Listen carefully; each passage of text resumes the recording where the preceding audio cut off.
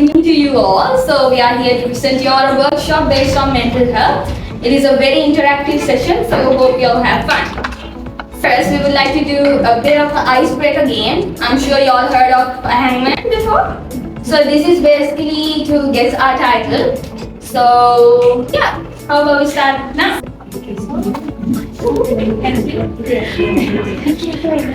Race, by the way. Oh my god. Oh, it's very crooked, sorry. No searching. Please guess. A. Okay. It's a phrase, famous. Yeah. E. I. Super side. Yes. E.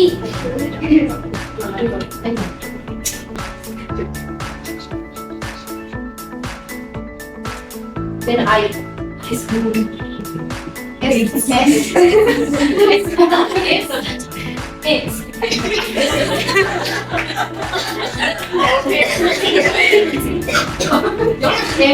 It's not. It's okay not to be. It's alright not to be. It's okay not to be. I never been.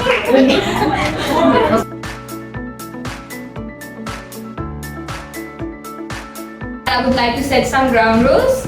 Please switch off or put your phones on silent. We provided some materials for you all, so please return them back. Very interactive session, so hope you all reply to our questions. So moving on, I'll introduce our team. Yes. So we have Tenumi here, and Sandhiti, Sila, myself, I'm Devanti, and it's Hansi. Moving on. I'm going to jump off and discuss about mental health. In your perspective, what do you think mental health is? Okay, slide. It helps to be mentally. That is correct. Yes. So if I have to briefly explain what mental health is, it includes our emotional, our physical, and our social well-being. And it enables us to cope with stress, to relate to others, even come up with solutions, if you are in a good position of mental health. So mental health is definitely a very important aspect of our life, starting from childhood throughout adolescence all the way to adulthood. So that is like the very brief explanation that I've given you on mental health. The statistics for mental health illnesses, so 26% of women ranging from the ages of 16 to 24, they're 3 times more likely to experience mental health issues in comparison to men. So women that have more their mental stability is less in comparison to men. And here 20% of these adolescents and children under 18 years old, they also experience mental illnesses. So 1992, so this was the year that the first Mental Health Day was celebrated. This was the day where we kind of broke the stigma surrounding mental illnesses, and we mentioned that it's okay to talk about it, to get the help that you require, and basically breaking down the barriers that have been that have come from a long time back, because if you all are aware, having a mental illness was considered to be of a taboo back then. I think it's still there a little bit, especially when it comes to Sri Lanka, but we are hoping to break it down slowly. I'll move on the presentation to Hansi to talk a bit about it. So parents, what do you all think about authoritarian parents? Controlling. More dominant? They expect the kids to be as they see. So authoritarian parenting is a strict style of parenting that without questioning or strict punishments. They are not flexible. Usually communication is usually one way. Versus authoritarian upbringing, less agreeableness and more negotiation. Authoritarian upbringing, parents who parent history are often brought up by authoritarian authoritarian parenting. It has been reported that parents exposed to authoritarian parenting, parenting as child, were more likely to raise their children in the same attitude. Certificate we came up with regarding authoritarian parenting. Hope you'll enjoy. It's us acting actually. Oh my god, I don't know if I should show this to them. They will probably scold me. I don't know what's wrong with me. Gosh. Sister, did you hear that the results of our girls have been released? So, ask them to come. Girls.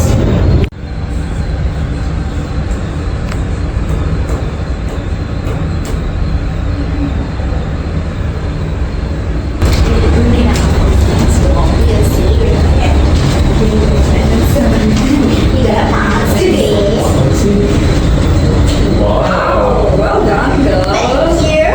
Got this marks.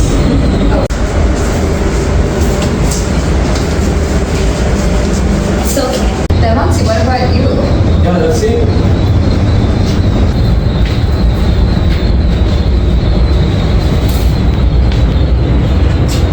This is. Oh my god, Devansi. Are these the marks that you got?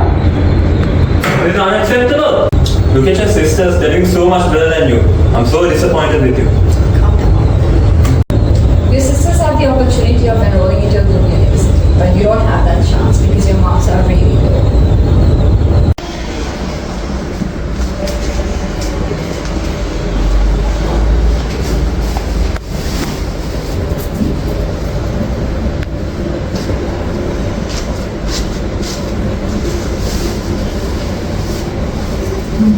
I don't think I'm capable of anything. Just like mom said. I don't know. I don't know what to do. Is an excessive fear or like an aversion that you have towards a certain object or towards a certain situation. So these situations, they actually don't prone any harm most of the time. But you have this arachnophobia. So my ill psychology teacher used to have this. So in the middle of our class, she would randomly faint if she sees a spider. As much as I was worried, I was also glad because the classes would end earlier then.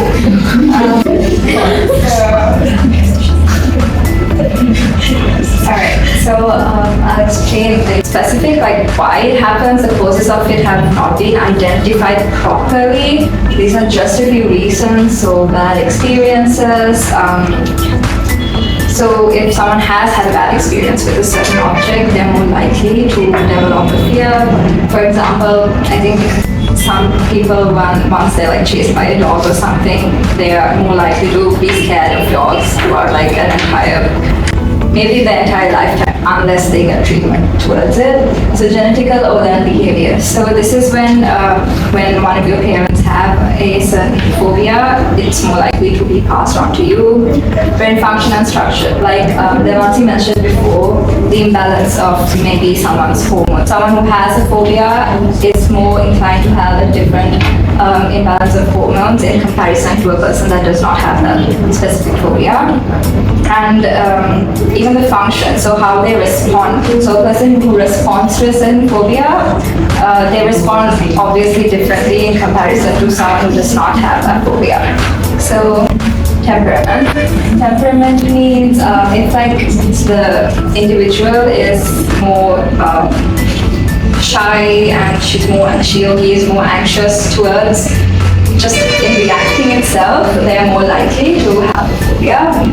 Environment, so the environment also plays a role. So I think if an individual tends to live in a very maybe dangerous environment, they can have phobias. It may be, again, if I have to put in a personal experience, dogs, I'm terrified of dogs, so this was because I was chased one time by a dog, and after that I have been extremely scared of dogs until I wouldn't really call it exposure therapy. I myself got a dog, and little by little my fear, it is declining. And the effects, so feeling unsteady, feeling dizzy, palpitations as in increased heart rate. These are mostly physical effects, but if it can go to a very bad severity, like go to the extreme side, you are likely to develop anxiety and depression. Again, this is kid. This is when Terumi, she is having what's called an agoraphobia, where she's having a great fear towards thunder, and it's how she faces it.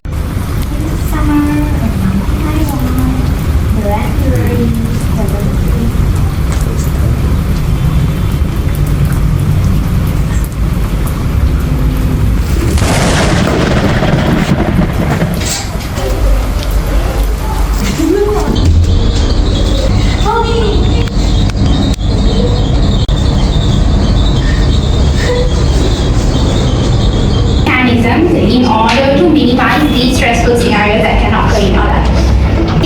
The first one is quite like a practice that an individual can use. It's quite like a technique which focuses on like a particular object, a thought, event, or an activity that can happen, and it can train to focus the attention and make you mentally aware about one specific thing or event, or even when you all are studying, you can actually use it. Ms. Yasar also mentioned it for us because it actually helps for you to study and focus on one thing other than daydreaming everything. So this is an activity that we're going to do now. So yeah.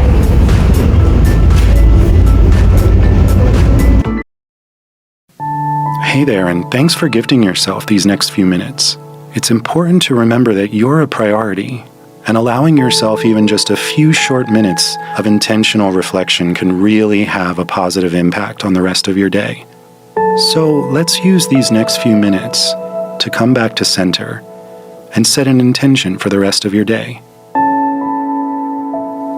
Move into a comfortable position, whether you're seated at your desk at work or laying on the couch at home, and gently close your eyes and shift all of your attention onto your breathing, taking slower, deeper breaths than you've taken all day so far.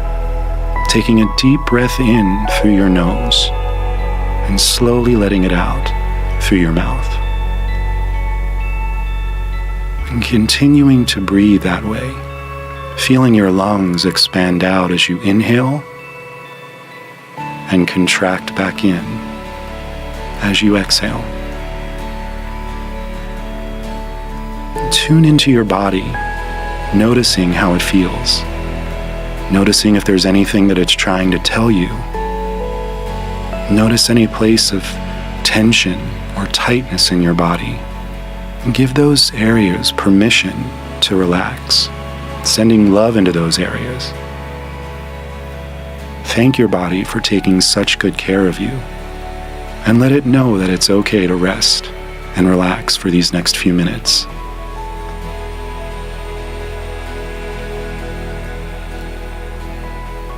You may notice that your mind starts to wander off. That's okay. That's natural. Just notice it and bring your attention back to your body, using your breath as your anchor. Try to picture one thing that's happened today that's made you smile, or made you thankful or appreciative. And just let that feeling fill you up for a moment. Breathe that feeling in from the top of your head to the tips of your toes. And allow yourself to smile if that feels natural. Now focus on something that you can do today. It's for yourself or for someone else that will allow you to continue feeling this way. It could be something as small as deciding to go to bed early tonight, so that you have time to finally read that book that's been on your bedside table. Or the joy of getting dinner with a close friend. What's one little thing you can plan for your day to bring that intentional joy to it? Now just focus on that for a few minutes.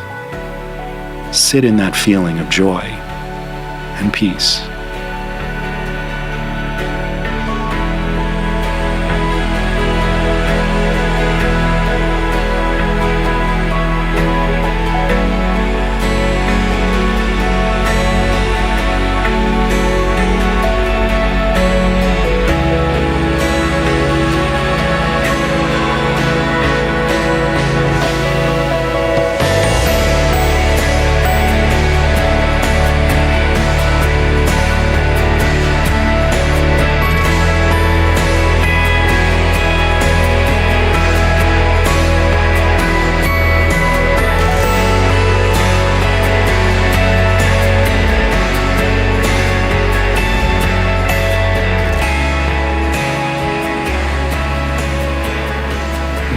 take a few more deep breaths together. A deep breath in, feeling your lungs expand out as you inhale, and everything contract back in as you exhale. Again, an even deeper breath than the one before it, holding that breath for a beat, and exhaling everything out. Last time, your deepest breath yet, sending that breath through your entire body. And exhale it out, and in your own time, slowly bring your awareness back to where you are. And thank yourself for taking these few minutes to just be intentional and kind to yourself.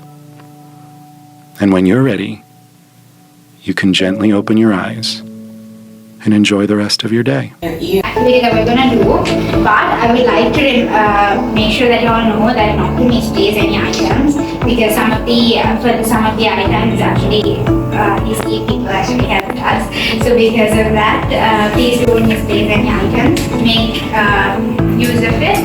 And just to let you all know, art therapy is a tool that the therapists use to help people or individuals express their emotions into a piece of paper, and to get out of their thoughts and reality for a moment, and focus their mind on one specific thing.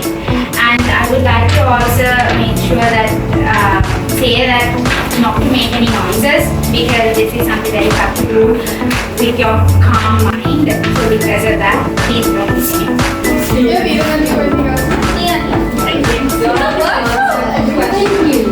Hello friends!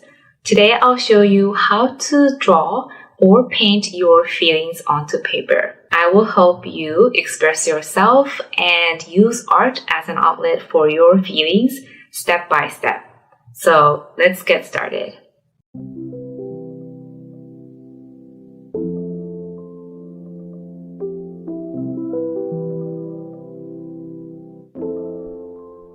The art materials you need are drawing material of your choice. I'm using oil pastels, sketchbook or paper. And if you are painting, you can choose a painting material of your choice, brushes, and bring a cup of water, as well as a watercolor paper or other surface that you want to paint on.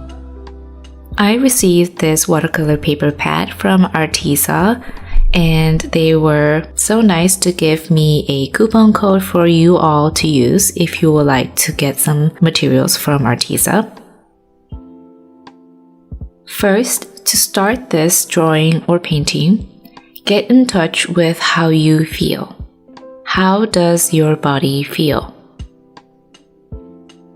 Then, close your eyes and ask yourself if this feeling had a color, a shape, a form, had a color, a shape, a form, a weight, temperature, or even texture, what would it be like? Imagine all the details of this feeling. Now you can put that onto paper. So if you imagined your feeling being very heavy or looking very dark, then you would want to depict this heaviness and darkness onto paper using colors, shapes, and lines. You do not always have to know what this feeling looks like or be able to visualize the whole thing. All you need to do is be willing to work with this feeling. So go with your gut and intuition. Ask the feeling, what color fits? What shape or form feels right?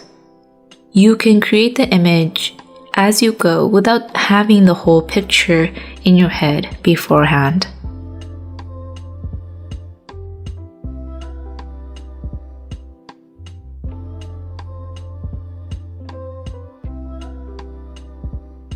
We all have some kind of experience with art, but we rarely use art as a way to truly express our feelings. So it can be difficult to do this at first. We tend to use our thinking mind too much, but when we let go of it, and when we use our intuition, we can get access to those feelings and easily express them onto paper. We want to draw or paint our feelings because we need to express ourselves, and words do have a limit. We express because we need to, but also because we need to be heard, be validated, and be listened to. It's really hard to get that sometimes, and that's why we have art. We can hear ourselves. We can see our feelings in front of us, and that is very validating. And we can really empathize with our own self. I also tried drawing my feelings out as well.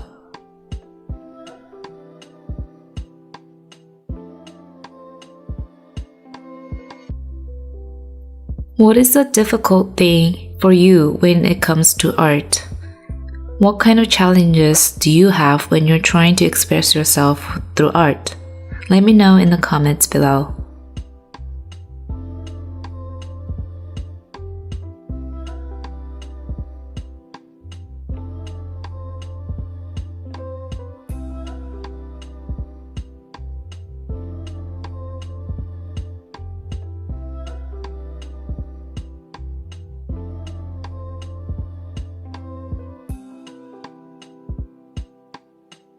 When you are finished with your drawing or painting, let's dive deeper into our feelings and emotions through reflective writing. Bring a pen and journal and write down your answers to these questions. Okay, it just reflects that I really miss a piece of myself, like a better version of myself, and like because I'm a little stressed, I just miss something in me that I really want. We talked about mental health, we talked about some of the mental illness, these stressful scenarios. So now, towards the end of our presentation, we have a blooper video of all our failures in trying to record videos. So, enjoy.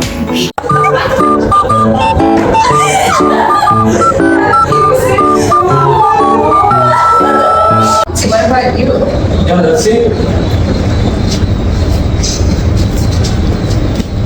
Jeremy, you're supposed to record, huh? You're supposed to get me.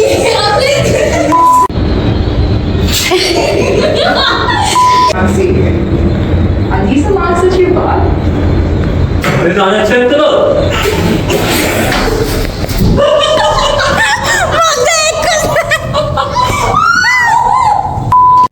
Look at your sisters. They were just staring me in the eyes. I forgot what to say. They're doing all this work and you're just doing nothing. Oh, you were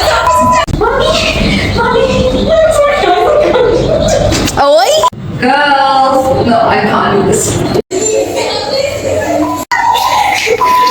Look at your sisters.